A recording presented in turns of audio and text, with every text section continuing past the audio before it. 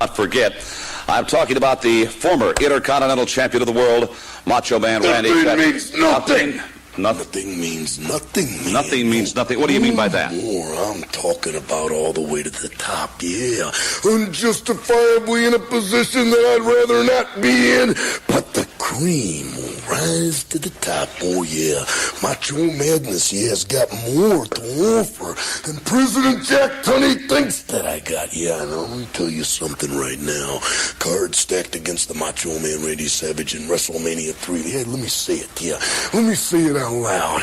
And let me point to the president of the World Wrestling Federation. The Macho Man Randy Savage is not happy with your decision, yeah. I am the cream in the World Wrestling Federation. Wait a minute, and there is no doubt about it, yeah. You mean Gene Okerlund. You know that I'm the cream of the crop. Wait a minute, though, Randy. I've got to ask you very seriously. Do you blame Mr. Jack Tunney, the distinguished president of the World Wrestling Federation, for Ricky Steamboat being the Intercontinental Champion today? Yeah, I do, yeah. Outside interference, yeah. In my moment of glory. Yeah, now I'm living in a nightmare.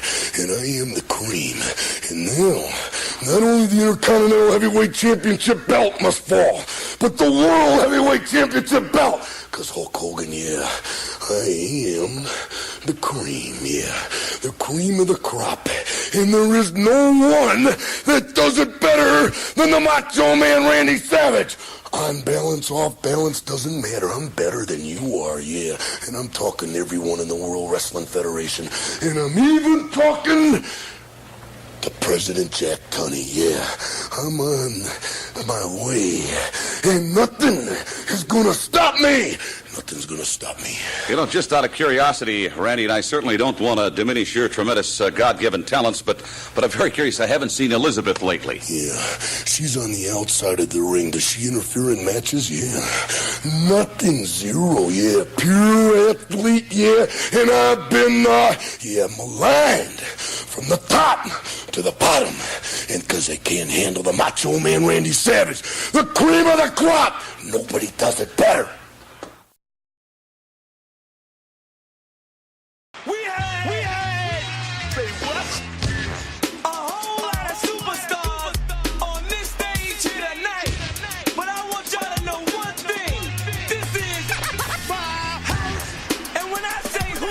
Attack skills and vocabulary too. Cover hits in the distant distance is all brand new.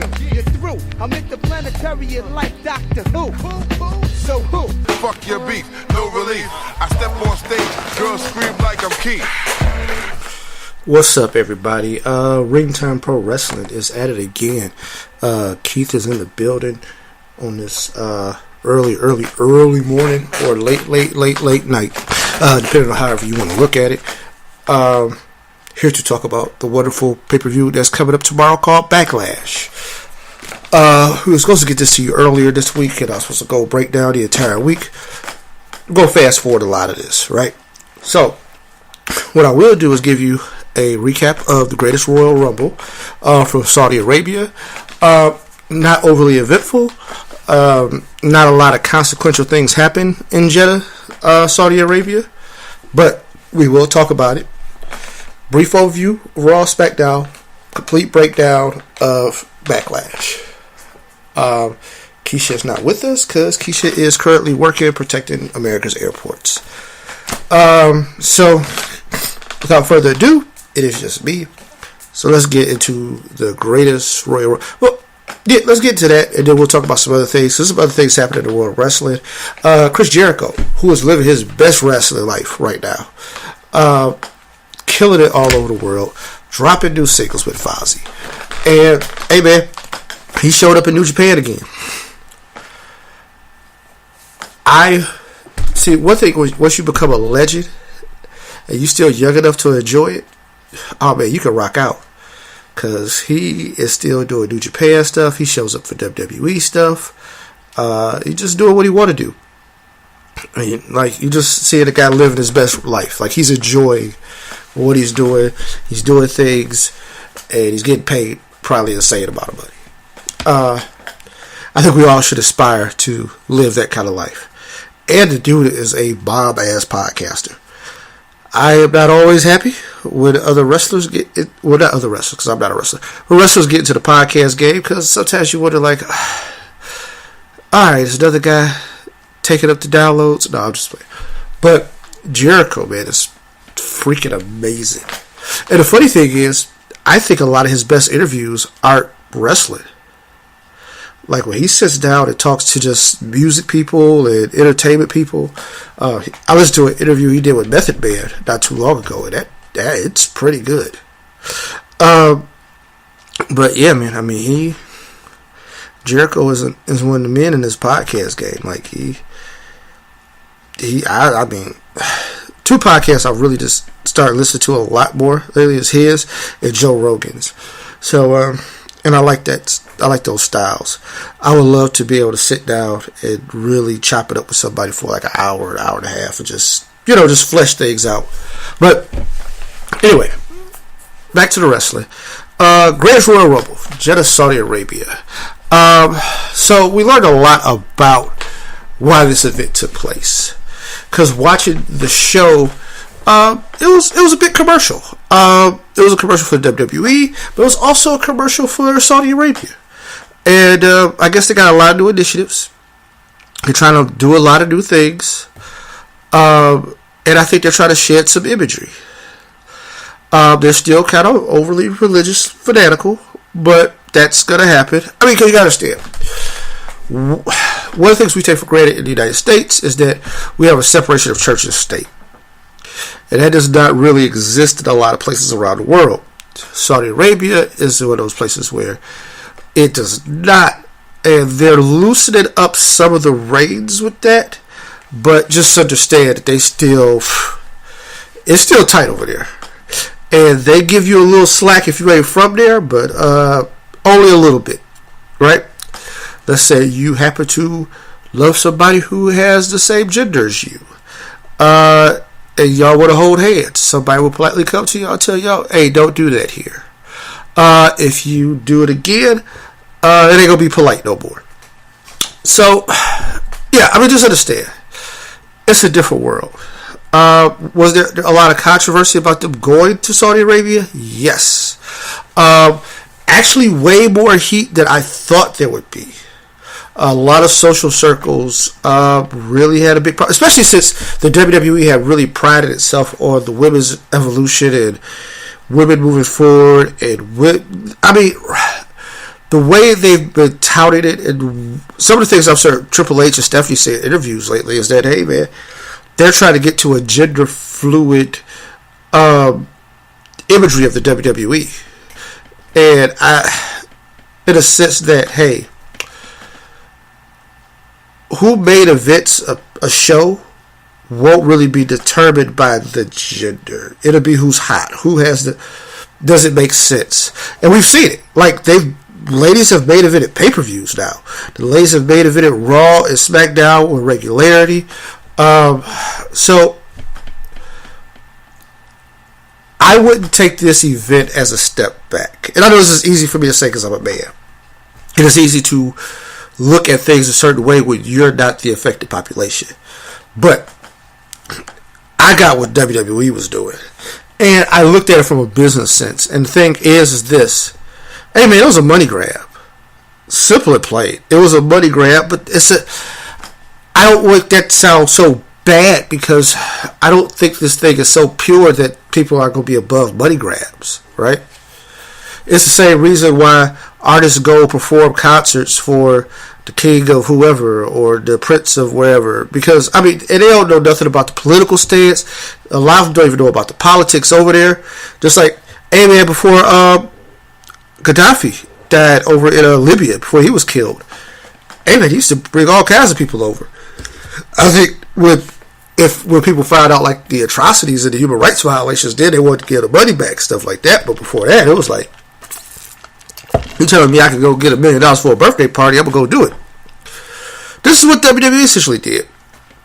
The royal family laid it out. They have like this new initiative where they're trying to transition some things in their economy. I guess they don't want to be solely based on oil, and they want to be known for more than just oil. They want to open up Saudi Arabia to the world a little bit, and they want to open themselves up to the world, if that makes sense. One of the things you will notice that Black Panther was shown in Saudi Arabia. For those who don't know, they had a ban on cinema, like an all-out ban. And that was the first movie that they saw, like, in 35 years, like, legally sanctioned.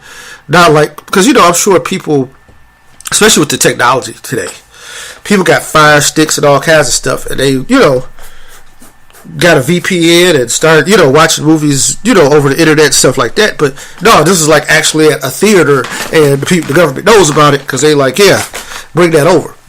Also, shows you the power of Black Panther. But that's another story. I haven't seen Infinity War yet, so I'm not going to talk about that on here. And if I did, I wouldn't spoil it for y'all. So, that's why I need to start that second podcast, because I just got so much other stuff I want to talk about. Yeah, but it was just a money grab, and it was, I couldn't blame them. But the show I thought was a really good show. Like, take all of the idea about what was supposed to happen, whatever. They didn't disturb their storylines too much. Like, they made it consistent with the current storylines, but they didn't disturb anything. They gave everybody a good feel-good show. They gave a good show where all the little kids could be happy, and they gave a show where I think they showed Saudi Arabia like how they could put on a show, because the fireworks and all that stuff, man, it was a good sight. Show opens up with John Cena versus Triple H. Why did that match open up? Because, understand this, I don't know how much they keep up with the current WWE product, but if you are aware of wrestling, you know those guys are huge, right? So you got two Hall of Famers, or, soon to be Hall of Famers, whatever they retire. Going at it. You got a 16-time champ against a 14-time world champ. A guy that we know to be a heel for the most part as a character, and a guy who's a consummate babyface. When Cena came out, man, the pop was good, and when you looked around that arena, that guy can move some merch. It's going to be a long time before they find that replacement. And I don't know if we've really seen that guy, right? Like, when we start going to Mount Rushmore all-time greats, Bruno is up there. Flair. Austin, Hogan, whichever one you want to put. And Mount Rushmore is a fair example anyway, because we always do Mount Rushmore, and it's 4 of them. And that was because at the time Mount Rushmore was built, we only had like 31 presidents, right? So you took like the founder, you took like the guy who wrote the Declaration of Independence, not the founder, but you got the first president, the guy who started it all off. You got the guy who wrote the Declaration of Independence. You have the guy who kept the country together because of a civil war. You got him out of it, and then you got the latest hot guy, right? So, and that's how you put that 4 up there. But anything needs more than 4. The way we do it, hip hop, then Chris Rock made a movie about it. Hey man, top 5. Who's your top 5? Cena has to go there now, and I'll tell you why. I don't think we've ever seen this kind of sustained excellence from a wrestler, ever, right? Everybody's run is interrupted. It has a thing, and it don't last that long. You got to remember, the Austin run at the top is essentially like 4 years, right? Like, it is at its sizzling, really 3 years. So, in 96 is the breakout. Like, we realized that this guy is a star, is going to be the star. 98 is the takeoff. 98 is the, all right, here we go. We're giving you the keys to the car. 99 is an injury year, but we still understand what it is. Well, the end of 99, beginning of 99, he's still around, whatever. 2000, a little murky. 2001, we're there. They kill him off when they turn him heel. He aligns himself with McMahon, and hey man, you just told everybody Santa Claus wasn't real. And this was the last gleam and hope of everybody who had watched wrestling and thought that, hey man, like I could buy into this thing. Even though I know it ain't real, I can buy into this concept. Y'all killed that. But that's way off subject. Triple H and Cena. Cena wins the match. He gives a nice speech afterward. And when he gave the speech after the match, it kind of got me like, oh, okay. Okay. Like, this is why this guy's here. And I was like, whoo, I don't know if they're going to find that. You know what I mean? Because the thing is, here's the thing. I wouldn't even try to find it. Because they didn't find Cena. Cena found them. And what I mean by that is that Cena wasn't scheduled to be the man. That was going to be Randy Orton. The class of 2002 is the greatest class of WWE. Everybody knew Brock was going to be Brock. And then that landed the way it did. And then, like, now it's kind of funny. All the years later, come back and then Brock now is the same guy. But nobody knew that Cena was going to be the guy that carries the mantle that far. It was a transitional time. We didn't know who was going to be the person. Cena stepped up and took it. And that's how these things happen. When Austin cuts that 316 promo, that's organic. Like I don't think they knew that he was going to be the guy. They didn't know The Rock was going. Well, they had an idea, right? Like they knew The Rock was going to be special. How special? I don't know if they thought he was going to be this special. Hogan was more of a planned thing, but even that came to them because they saw what it could be. Because they had tape. They found him with Vern and with New Japan, so they do like, hey, this guy can move tickets with the right promotion. We can really make it move. So I'm just saying, you can't make magic happen. Magic just happens to you. But let's go down the card next. Cedric Alexander beat Kalisto in a match that I thought was good for the show. Kid-friendly match, very entertaining, a lot of high spots. I like Cedric Alexander wrestling a style that says, hey, I get it's the cruiserweight, but because of who I am, I'm going to be the powerhouse cruiserweight. But I liked it. Bray Wyatt and Matt Hardy defeated The Bar to be the new Raw Tag Team Champions, which, I mean, here's the thing. Sometimes, a lot of these matches, and I said this in the preview, this is like, it was given away from the storyline. Like, hey, these are the guys that's left on Raw. Cesaro, they're not going to bring Cesaro and Sheamus back to Raw. So, Matt, Bray had to win. Now, do I think they'll be interested tag team champions? Yes. Yes. Even though it seems like SmackDown is going to be the tag team show, I think that these guys are still going to be interested champions. And, I mean, who knows what happens. I hope they'll turn them on each other right away. Like, I want to see where this goes. And Jeff being on SmackDown right now, I think really can allow this thing to go crazy. Speaking of Jeff Hardy defeated Jinder Mahal for the U.S. title.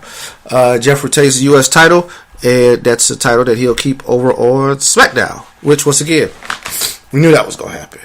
Also, now, Jinder winning would have been interesting because I think there was an idea that he had a shot. Jinder's from India, and he'll run Saudi Arabia. Not the same thing. Not even... kind of close, but not close. Like, it's... don't really want to get too far into the geography. But I do get people on this side of the ocean like, oh man, that guy has home field advantage. Nah, not really. But he did get a nice response. Just like Great Khali got a nice response in a row. We'll get to that later. But I think there's a connection of being a minority that I think that they liked, and a connection of, hey, this guy is foreign and he's wrestling with Americans, and they know foreign to the American idea, right? Because to them it may not seem hard to explain, but I think people get it, right? But other than that, no, let's go keep them the same. The Bludgeon Brothers defeat the Usos because he's got the belts. They ain't about to change that title. Seth Rollins defeated Finn Balor, The Miz, and Samoa Joe in the IC title match. Now, this match actually had the best chance for somebody to change the title, I thought. But it did not. Seth with an amazing move to win the match. He just basically snatched the title. Finn was up there and was feeling with it, and Seth just ran up and was like, nah, man, and just snatched it off. Classic ladder match. I'll go with that. AJ Styles defeats Shinsuke Nakamura to retain the WWE Championship, but that match was not absent of the low blow. We'll get to this low blow thing later. I mean, Shinsuke, they're getting a lot of mileage out of it, but damn, man, whew. When is enough? Like, I don't think it's good for anybody. I really don't. One, it's not really a low blow. I mean, it's a hit below the belt, but it ain't like. I mean, the way it's constructed. I mean, I've got testicles. I don't know if that's always gonna be a thing. Also, you wonder with the guy who getting hit, like, damn, you don't know how to wear a cup after some point. I don't know. Just it's tiresome. The Undertaker defeated Rusev because that was supposed to happen. I hate that Rusev gets in a lot of matches that he's not going to win. Because it's like, look, they figured out Rusev Day was getting over and they go piss on this. That's what I get from the WWE right now. But, that being said, this was a show for everybody to feel good. Undertaker came down with all the classic Undertaker pageantry, and that's what people want to see in Saudi Arabia. They want to see the Undertaker live at the big show, at the big event. Because here's the thing, I don't know how often WWE goes to the Arab world, but I know they don't do a spectacle this big there, or anywhere else, really. So, this was a monster deal. So, they had to have Taker, and they had to do Taker, big event, big match Taker. That's why I guess they made it a casket match. Like, they wanted all the classical Undertaker. And they got it, and he did all the stuff. It looked good. He looked good. Can't take that away from him. But, yeah, did that, beat Rusev. So, and that's also, man, whew. Taker being back, that just kills this next guy. Brock Lesnar defeats Roman Reigns to retain the Universal Championship. It is a controversial finish because Roman Reigns spears Lesnar through the cage. Lesnar hits the ground first. And actually, his back hits the ground first, but it doesn't necessarily hit the ground because the cage is between him and the ground. Roman Reigns rolls off the cage and actually hits the floor first.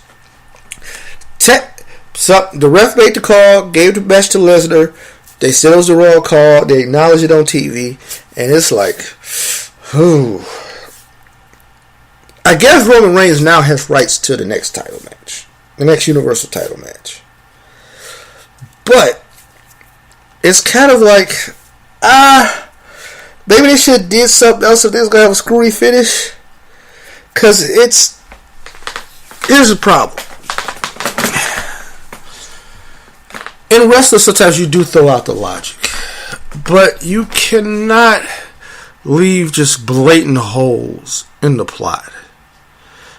And you've established rules to your universe. Even any fictitious universe has rules, right?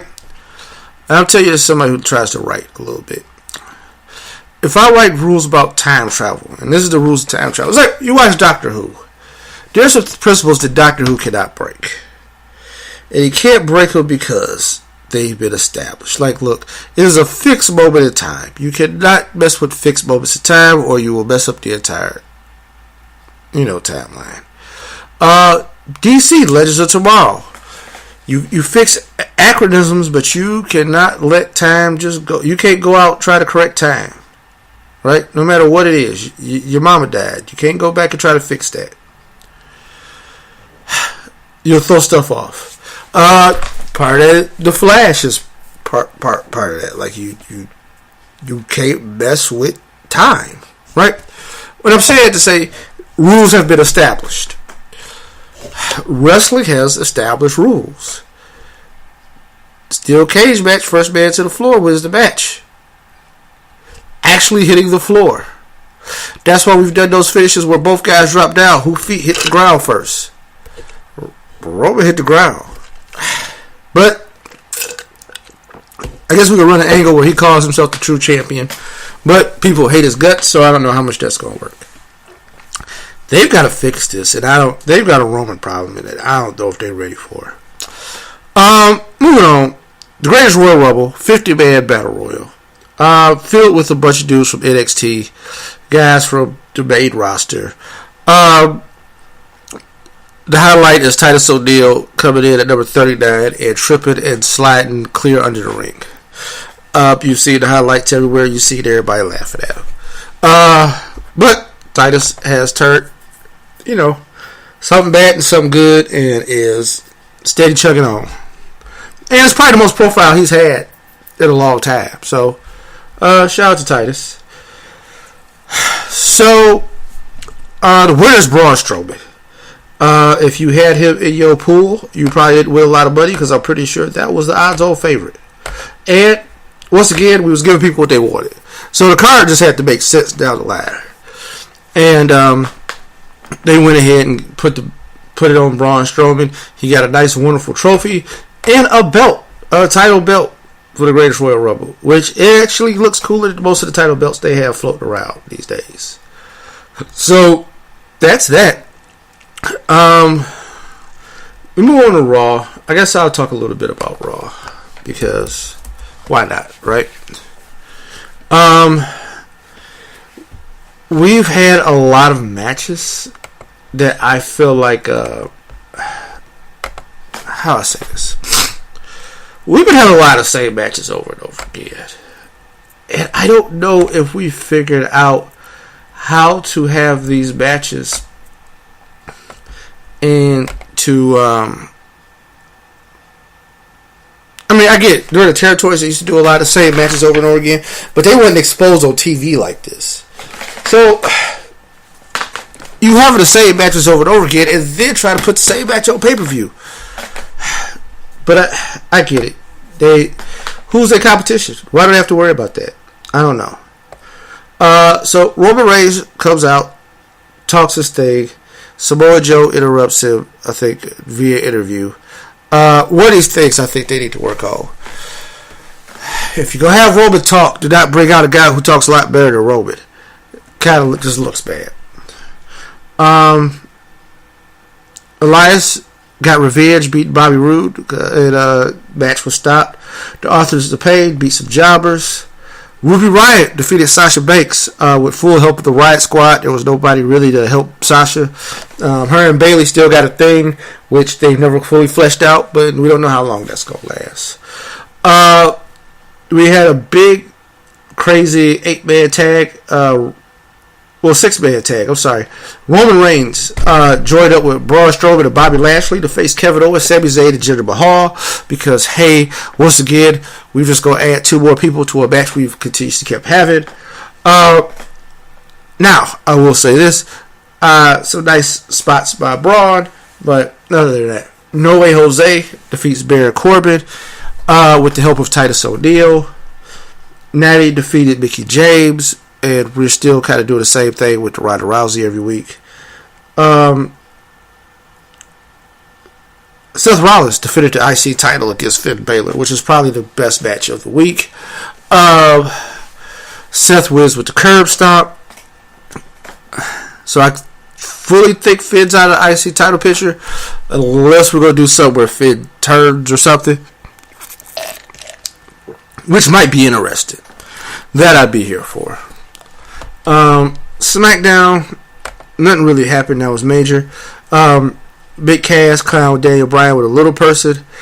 AJ Styles had an interview that was interrupted by Samoa Joe, which, hey, now that was some good stuff. Samoa Joe said, look, I don't care which one of y'all win. After I get done Roman Reigns and Backlash, I'm coming to get that WWE Championship. So somebody need to be ready because somebody getting their ass whooped. And with Joe, I believe it. But then again, what did we have? We had the old low blow action again. Because Nakamura music came, and Joe turned around like he was ready to square up. And Nakamura came from the other side because he got AJ in the ring, and he came with the low blow again. And it's just like, come on, man. What are we getting out of this? It's just disturbing to watch. And it's like, oh, God. And if the dude ain't going to cheat to win a match, I mean, what the fuck? Anyway, sorry for the cussing. It's just... That was SmackDown. I'm going to take a break. And I'm going to be back with a full preview of Backlash. I might do birthdays. I might not. I don't know. But I'll be back. And, yeah. So,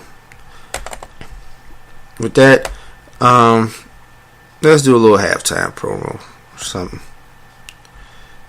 I think I got something from my Cold Slither archives that I could do for y'all. All right, ladies and gentlemen, we got a taste of it a little earlier on here on Saturday night's main event when the madness met the mania. I am talking about Macho Madness and Hulkamania, two mega powers meeting here tonight. Hulk Hogan, what is happening? Well, you know, me and Gene, we really don't know what we're dealing with here, man. And I'm just kind of a little worried about walking up here. It's all right. Because we just might blow the whole planet up, you know. Everybody knows that Hulkamania is the strongest force in this universe. But when I hit that ring and I saw what the madness was all about, I realized there was a whole nother universe out there, a whole nother frontier, and the power of the madness and the mania just blew my 24-inch guns out, man. You mean to tell me there is another solar system, Macho Man? Unbelievable. I'm still in a state of shock right now. In fact, I don't think the money comes down for a long period of time. Yeah, reckless abandon is what it used to be, yeah. But Elizabeth opened up her eyes to the big man, right here, the big man, yeah. He endorsed Macho Madness and he gave me direction, yeah. So used to be the direction now with the mega power, yeah. Mega powers, yeah. I feel the power now. I feel the power right there. You're the hit over the head, Macho Man. No, man, I'm all right. There's never been better, yeah. Don't you worry about the hit over the head, man. I'm just worried about where we're going from here. Is it the stratosphere, man? Is it the ionosphere with the madness and the mania as one guiding force? We could go ahead and take the whole I cannot believe this. And all that has happened here on Saturday night's main event. The Mega Powers, the Madness, Macho Man Randy Savage, and the heavyweight champion and Hulkamania.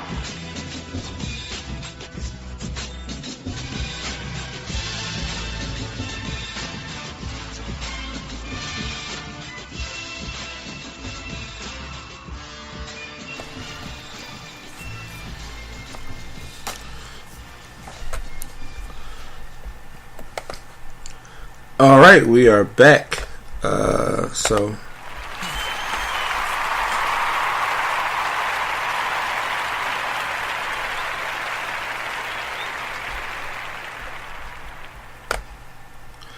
we are here. It is birthdays. We are towards the end of the month here. I mean, beginning of the month. Sorry, beginning of May.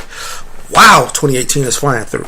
Those of you who don't know, early this week, May 2nd, The Rock had celebrated a birthday. He also shares a birthday with the Big Boss Man. May 3rd was Stu Hart.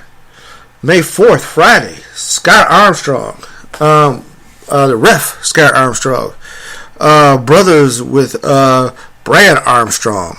Also brothers with Brian Armstrong, who you know as Brian James or the Road Dogg, Jesse James. Ryan Shamrock, Ken Shamrock's sister, right, had a birthday. Today, when this show hits your airwaves. Brooke Hogan is going to be turning 30. Yes, that is true. Tomorrow, which is Sunday, which is the actual pay-per-view. Brian Knobbs, one half of the Nasty Boys, will be celebrating a birthday. And fellow podcaster, the guy who wrestles all over the world and lives his best wrestling life too, Colt Cabana will be celebrating a birthday. Colt Cabana turns 38. Alright, so let's talk a little bit of news. I saw something that I thought was really funny.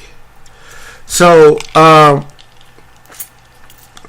word on the street, WWE was close to bringing Hulk Hogan back in Saudi Arabia. And they say Hulk Hogan is actually close to coming back. It's even been reported by TMZ.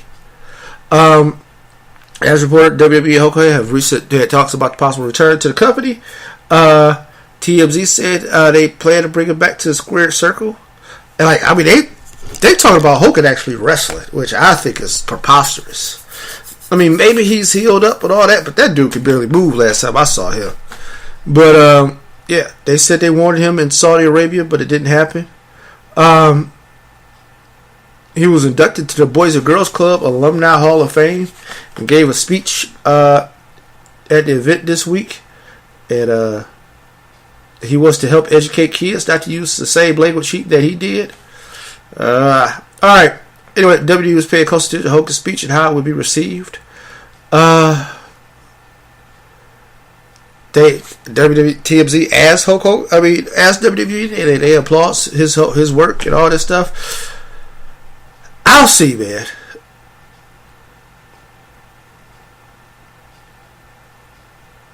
They said since he, has taken a lot of steps in the right direction, they still parted ways.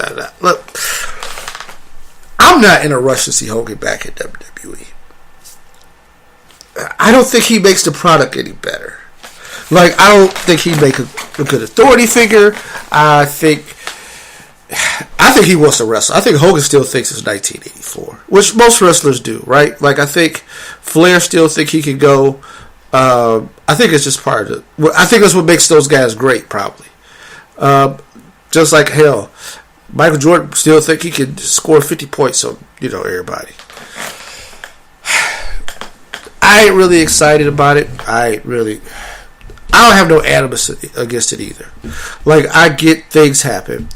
I get people make mistakes. I also know how business and companies work. And even though you may offend one portion of the population, there's other people who still may clamor to see that person, and they've forgiven him a lot quicker than other people have. Right? I ain't necessarily forgave him or not forgiven him. I just moved on. Okay, he did it. He ain't the first person that still did some shit like that. He ain't the last. I just look at him a certain way now. And that'll never change. That's unfortunate. Because I guess there should be an opportunity for that to change or something like that. But right now, I'll never look at him the same. But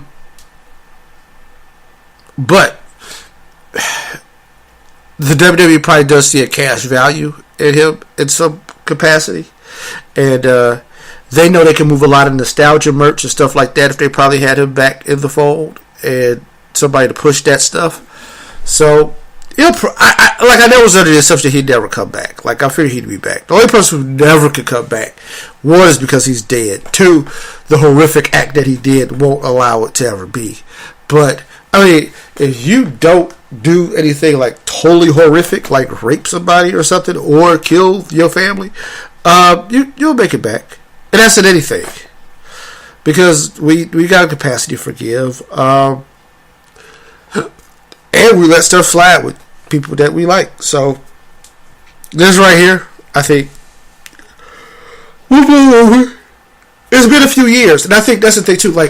I think they're further removed from what happened. I don't think a lot of people even remember what he actually said or did. So, that might be a thing. Saudi officials reportedly asked for Yokozuna and the Ultimate Warrior at the Greatest Royal Rumble. I do not know how true this is. But they said the Saudi officials in charge of bringing the WWE reportedly questioned names like Undertaker, Yokozuna, or Ultimate Warrior for the Greatest Royal Rumble, according to the Wrestling Observer. The latter two obviously dead for a while. There's some speculation of such that the reason WWE brought Hiroki Sumi for the Royal Rumble was so that they would have a sumo wrestler instead of Yokozuna. The officials also requested announcers with the crown and black hat, which is why the WWE initially planned on Jim Ross and Jerry Lawler doing commentary on the show. They were later moved to the kickoff show instead. Now, you're probably asking yourself, wow, Saudi Arabia ain't up on things? Probably not. One thing I've noticed, and talking to a lot of people, foreign people and stuff like that, is that not everything translates in real time. And in countries where they have a authoritarian regime, where they have control over what even the internet and TV and all that stuff actually shows, stuff gets filtered in at a slower rate.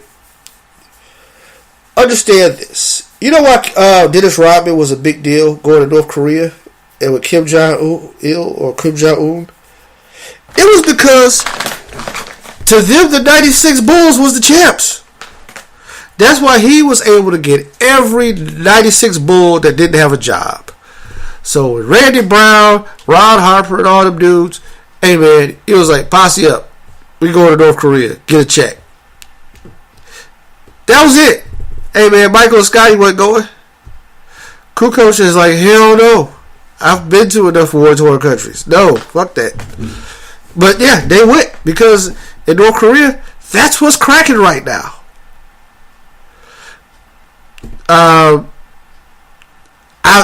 I think we've told this story on this show about the Great Power Udi.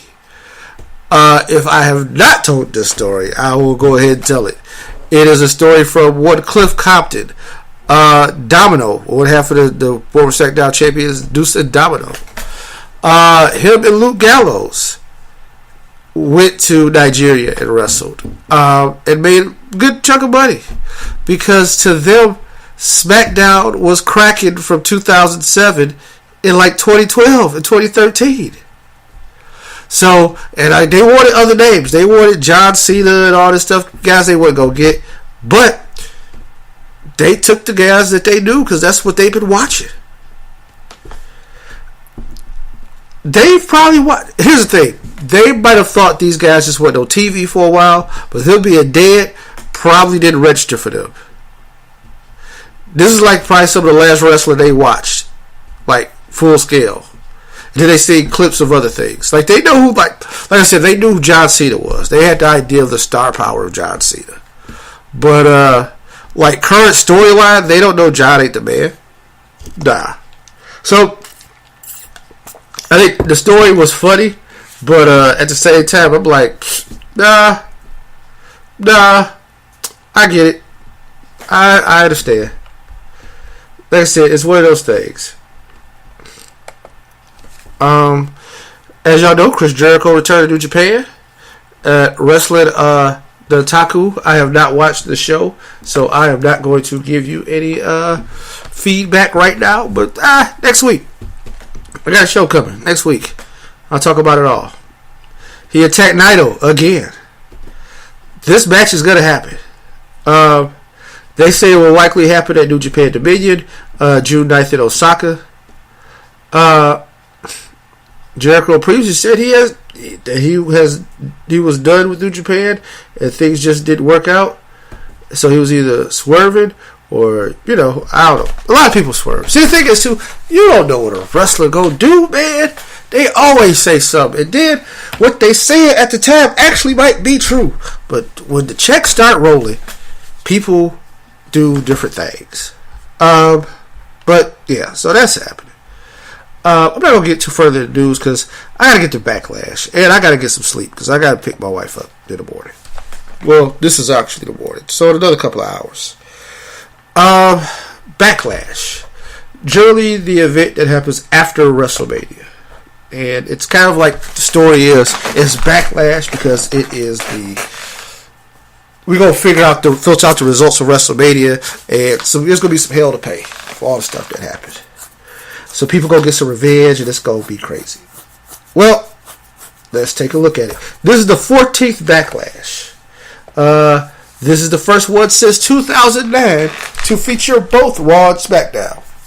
So, for those of you who don't know, the brand extension is still in existence, but all pay-per-views going forward will be dual branded. They will not be just Raw or SmackDown, and then the big boys be whatever. Now, with your Universal Champ being like a Brock Lesnar, who doesn't defend the belt all the time, this will actually guarantee you that you have a title match worthy of the main event at your event, right? Because the WWE Championship probably will always be on the line at these things. I think it allows for a better pay-per-view, because you can't make this thing 8 hours, so you only can take the top tier matches from each brand, which leaves out some matches, which that now they can further do on TV, and they'll give you a little bit more variety. And you can have like confrontations of people from different brands where they'll see each other, and it's like, oh shoot, I've been talking that yin yang. I might run into this dude next Sunday because I got a match and he got a match there, and you know, you can create something, right? Crosstown beef. Anyway, let's talk about it. Right now, we got a pre-show match scheduled between Bayley and Ruby Riott. I fully expect that the Riott Squad will attack, and Bayley will be left beat up. Sasha Banks will make an appearance, but she won't do anything. This will further extend their feud. That I don't know what the WWE is trying to do with it. The next match, and that's going to be a pre-show match. And there'll probably be another pre-show match where somebody else wrestles. No way Jose probably get beat up by Baron Corbin at the pre-show.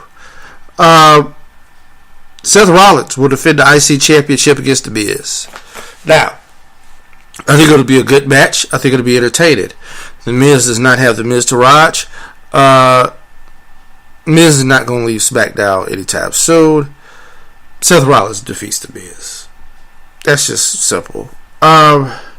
Jeff Hardy versus Randy Orton. This one has a little bit of intrigue. Randy, does he find a way to get that title back? Does Randy Orton turn heel also? I don't know if he's a heel now or not. I don't know what Randy is, but he's getting those RKOs off, and that still gives him kind of like a babyface thing because people love it so much. But I'm going to say Jeff for the win.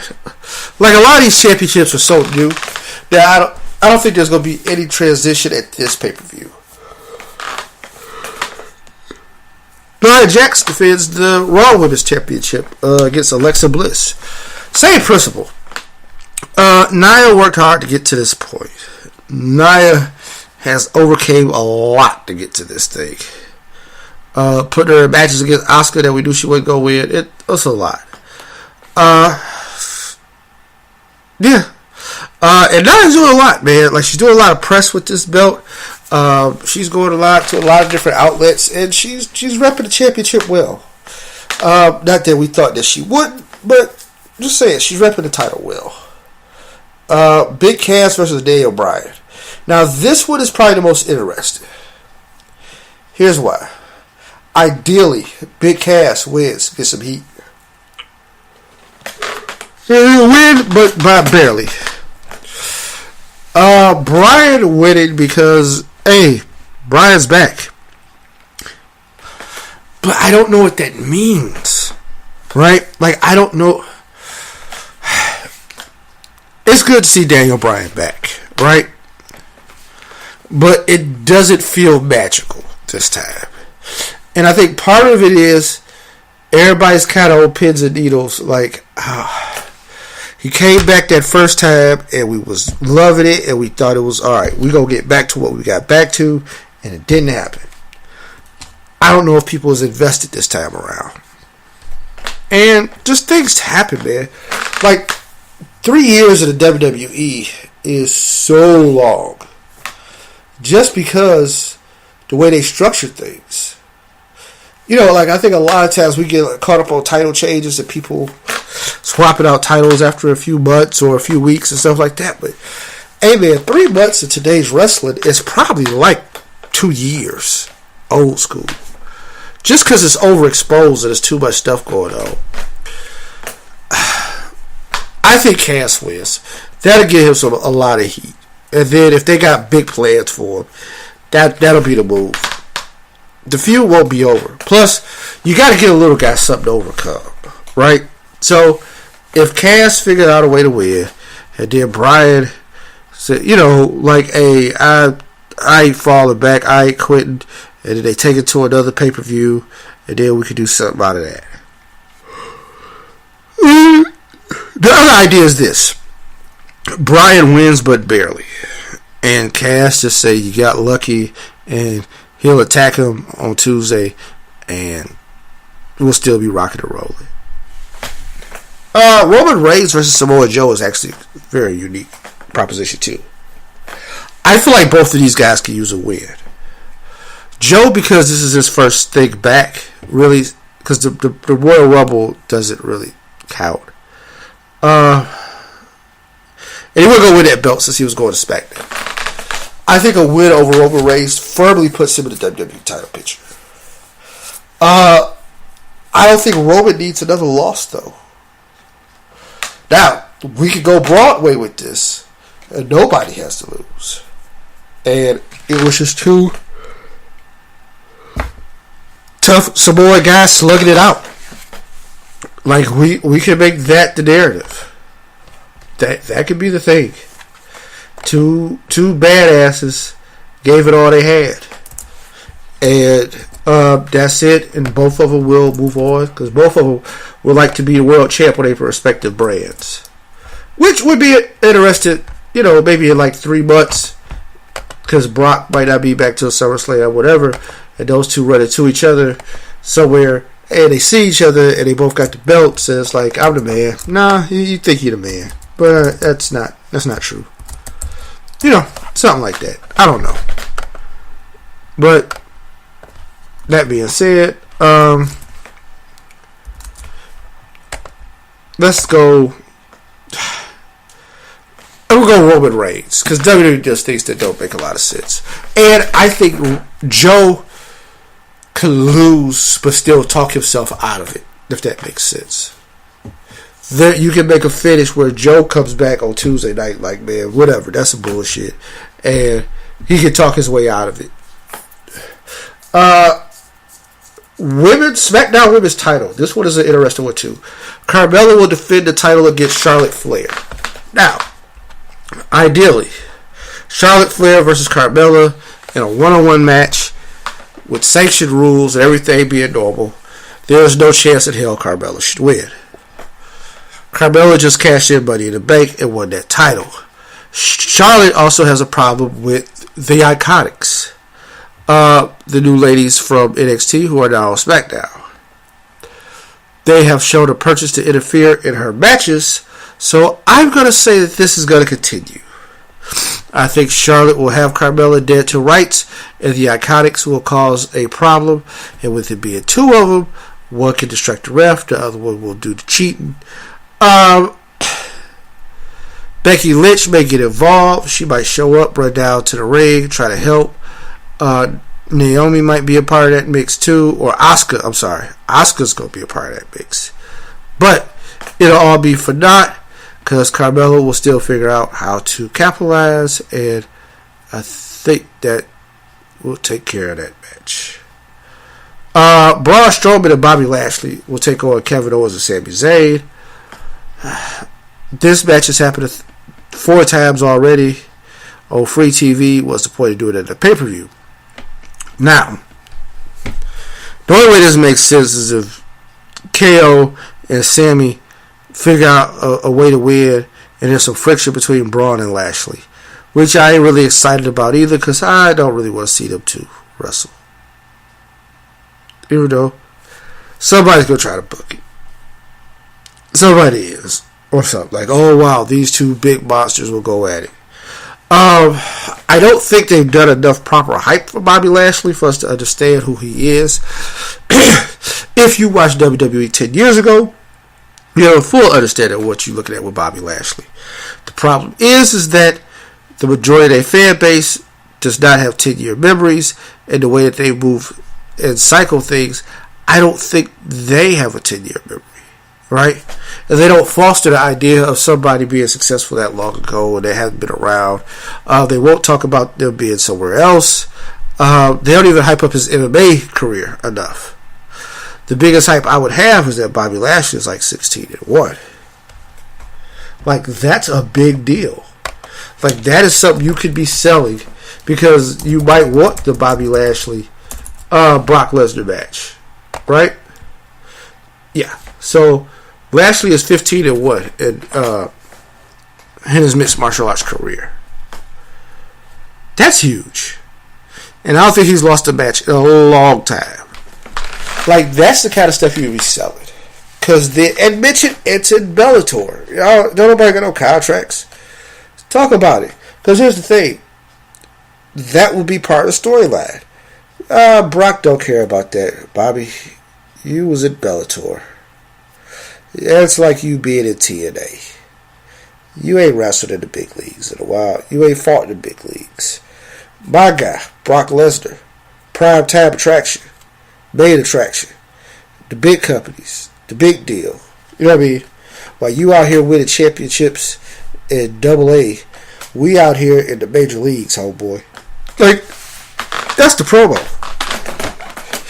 But, you know, Bobby also needs somebody to talk for him too. I mean, he can play the strong silent type for a while, but we might need to get somebody to talk for Bobby. But yeah, maybe some kind of confusion, because you just can't have them beating on these dudes over and over again. But maybe you can, and maybe they just don't know what to do with Bobby or Kevin right now. Not Kevin, but Bobby and Braun. I don't think they don't do it Kevin or Sammy either. I'll say this though. Whew, that pop in Montreal was crazy. But they use it all on like that promo segment as opposed to the match. But that's neither here nor there. AJ Styles will defend the title against Shinsuke Nakamura. This is the third and final time that these guys will meet unless Nakamura wins and AJ invokes his rematch clause. I'm going to say that AJ wins this match. I don't think there will be a rematch. I think this low blow stuff is lame. I don't think... I like heel Nakamura. I just don't like the low blow. I think we're going to have Styles and Joe. And that shit is going to be amazing. But I think we're going to get Styles and Joe. So, for that, we're not going to have... Because, I mean, who would face Nakamura if he was the champion? What babyface would you elevate? Or you do AJ on the rematch, but other than that, that's about it. Yeah,